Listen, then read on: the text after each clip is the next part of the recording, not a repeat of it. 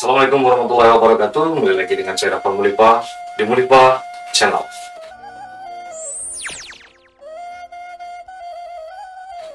Oke, hari ini kita akan membicarakan lagi tentang kejadian-kejadian di tanggal yang sama di hari ini pada masa yang lampau di Minangkabau. Oke, sebelumnya kita dapat kiriman dari geng 123 ya. Nah, saya selalu memakai geng 123 ini. Kalau nggak pakai ini kayaknya nggak enak.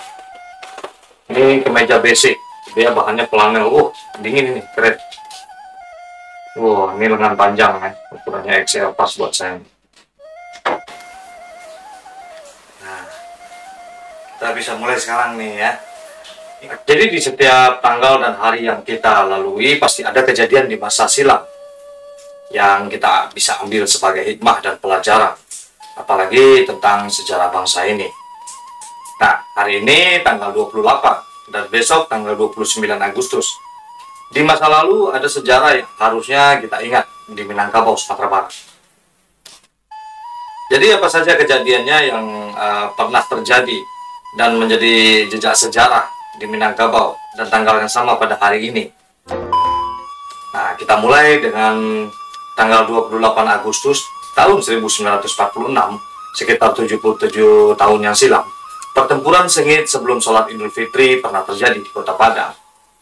Pasukan pejuang Resimen 3 Harimau Kuranji di bawah pimpinan Letkol Ahmad Hussein menyerang markas sekutu dan nikah di Padang sejak tanggal 27 Agustus tahun 1946 pada malam hari. Nah, serangan pejuang mengakibatkan kebakaran besar di 3 tempat, yakni di Tabing, kantin. Nah, kantin ini kini Jalan Sisingamangaraja namanya, dan satu lagi di Simpang Haru. Pertempuran berlangsung hingga pukul 4 subuh pada tanggal 28 Agustus yang bertepatan dengan Idul Fitri 1 Syawal tahun 1365 Hijriah. Setelah serangan itu, pasukan tetap sempat menunaikan salat hari raya di Indarung yang diimami oleh Kolonel Dahlan Jambek. Betapa kuat keinginan orang kita yang bisa berdiri di dua sisi. Selain melawan Belanda, juga selalu ingat akan panggilan Allah. Tidak ada panik, semuanya diserahkan kepada Allah. Nah, kisah ini bersumber dari tulisan Mustika Z dan Hasril Caniago dalam Ahmad Hussein, Perlawanan Seorang Pejuang pada tahun 2001 halaman 77, dan Jawatan Penerangan dalam Sumatera Tengah pada tahun 1954 halaman 136. Dan apa kejadian di tanggal 29 Agustus 1864? Jadi kejadian di 29 Agustus 1864 ini, bank pertama berdiri di Padang yang bernama Dejavas C Bank membuka kantor cabang secara resmi di Padang. A.W. Verkouteren ditunjuk menjadi pimpinan bank pertama di Padang itu. Dejavas Bank kemudian berkembang dan membangun kantor cukup megah. Gedung yang pernah jadi kantor bank ini dulunya hari ini masih berdiri di dekat jembatan Siti Nurbaya di Kota Padang. Gedung ini sempat menjadi gedung Bank Indonesia dan masih dikelola hingga hari ini. Nah, kisah ini bersumber dari M. Dawam Raharjo dalam Bank Indonesia dalam Kilasan Sejarah tahun 1995 halaman 334. Dan satu lagi yang tidak boleh kita lupa juga.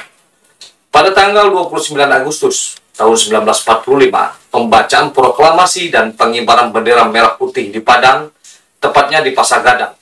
Muhammad Syafi'i secara resmi mengumumkan proklamasi kemerdekaan Republik Indonesia.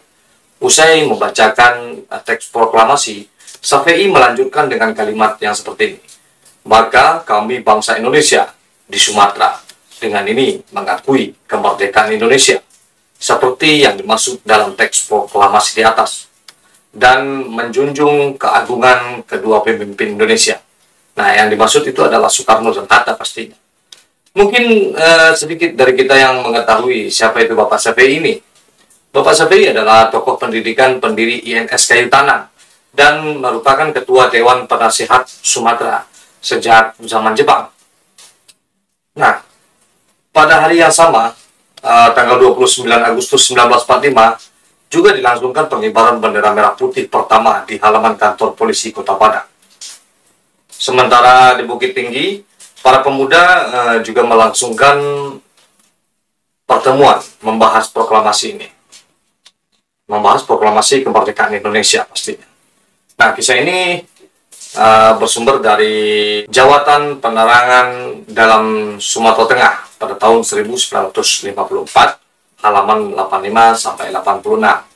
Dan Mystic Gazette dalam Somewhere in the Jungle, Pemerintah Darurat Republik Indonesia, tahun 1997, halaman 11. Dan juga Mystic Gazette dan Hasil Caniago dalam Ahmad Hussein, Pahlawan Seorang Pejuang, tahun 2001, halaman 44.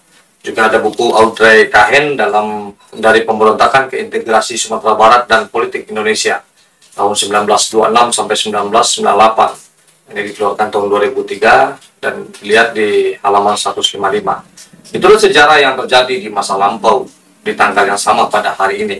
Sementara kita, apa yang telah kita lakukan hari ini yang dapat menjadi sejarah untuk masa depan anak dan cucu kita. Karena apa yang kita lakukan pada hari ini adalah penentu bagi masa depan bangsa Indonesia serta kehidupan anak cucu kita kelak. Seperti biasanya, jayalah Minangkabau, jayalah Indonesia, bersama saya Dafan Mulifa, selalu di Mulifa Channel. Assalamualaikum warahmatullahi wabarakatuh.